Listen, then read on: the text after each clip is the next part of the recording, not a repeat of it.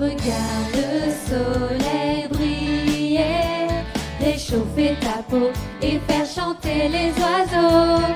Des nuages peuvent bien le cacher, mais qui pourrait te dire qu'il n'existe pas? Mais qui pourrait te dire qu'il n'existe pas? Je crois au soleil, même quand il ne brille pas. Je crois au vent, même quand il ne souffle pas. Je crois en Dieu, même si je ne le vois pas avec mes yeux.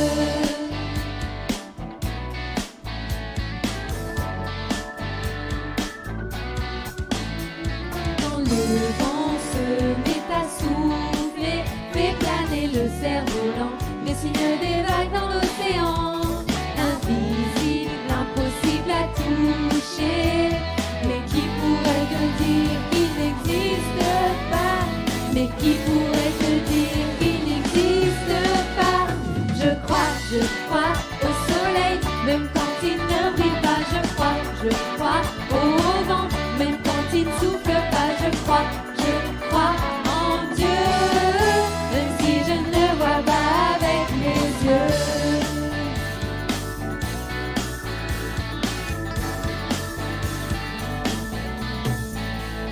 Regarde la terre et toutes ses couleurs, des saisons de froid et de chaleur.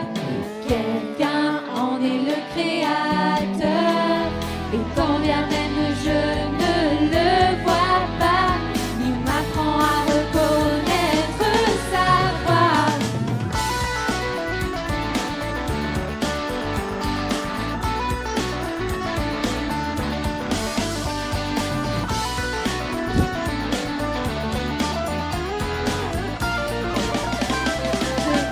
Je crois au soleil, même quand il ne brille pas. Je crois au vent, même quand il ne souffle pas. Je crois en Dieu, même si je ne le vois pas avec mes yeux.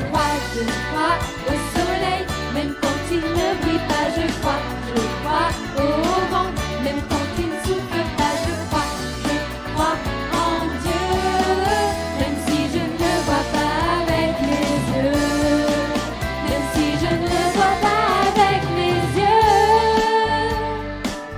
je crois en Dieu.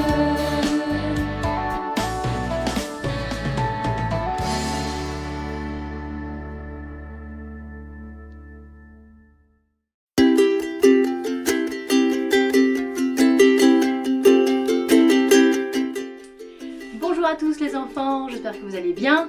Alors là on va continuer notre série sur les fruits d'esprit et pour ce faire j'ai demandé à un petit gars de venir m'aider pour la leçon d'aujourd'hui. Je vous le présente. Mais il n'y a personne. Mais si, ils sont là. Mais non, il n'y a personne. Vous êtes là? Vous êtes là? Oh, et oh, je vous vois pas. Parce qu'ils sont derrière leur télé. D'accord. Alors je vous le présente, vous avez peut-être reconnu. C'est le garçon qui a les 5 pains et les 2 poissons. Tu veux leur faire une blague? Une blague.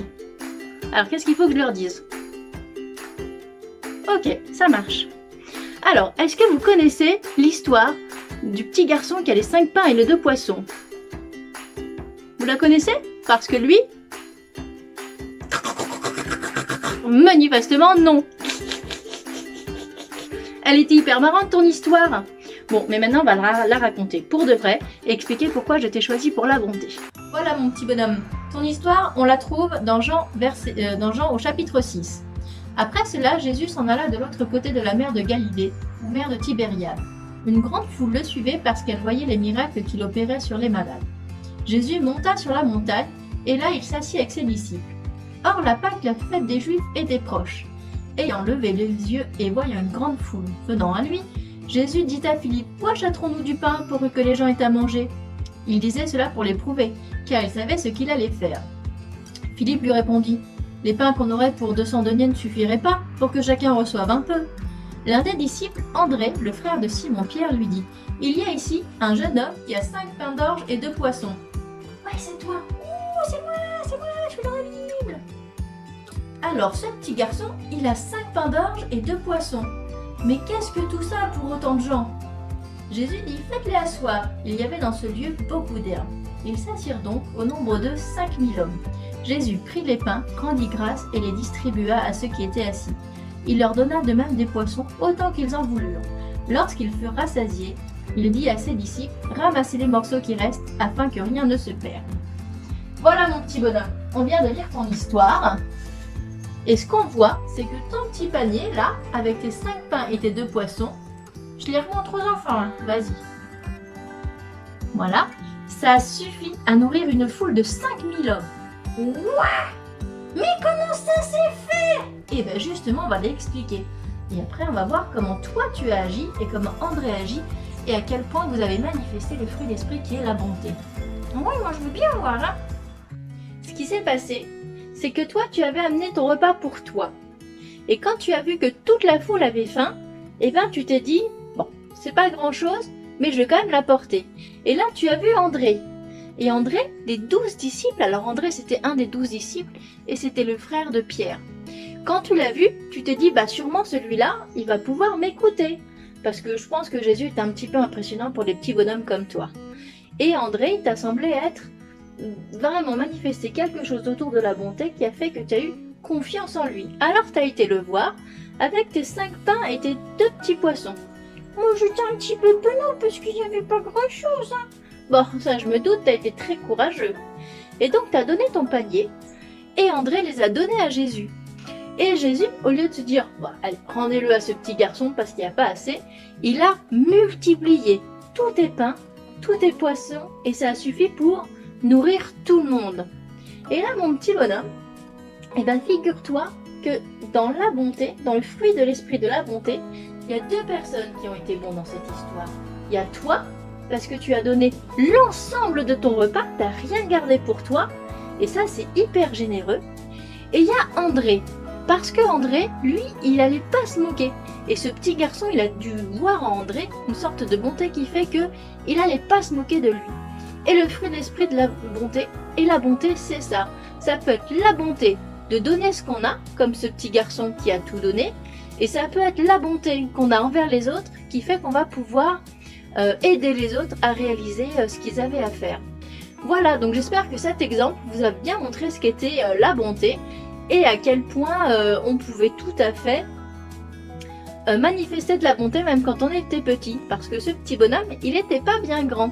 Oh, je n'étais pas bien grand, hein. Donc voilà, allez, au revoir les enfants. Salut, et surtout n'oubliez pas de rajouter le fruit de l'esprit sur votre arbre. Moi j'ai rajouté la pastèque parce que figurez-vous que c'est mon fruit préféré.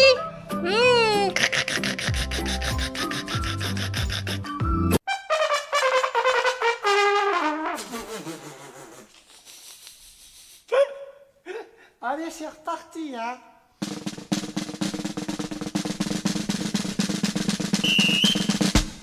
Demi-tour, droite. J'ai dit droite. Vous êtes prêts? Oui. Oui, qui? Oui, chef. On y va.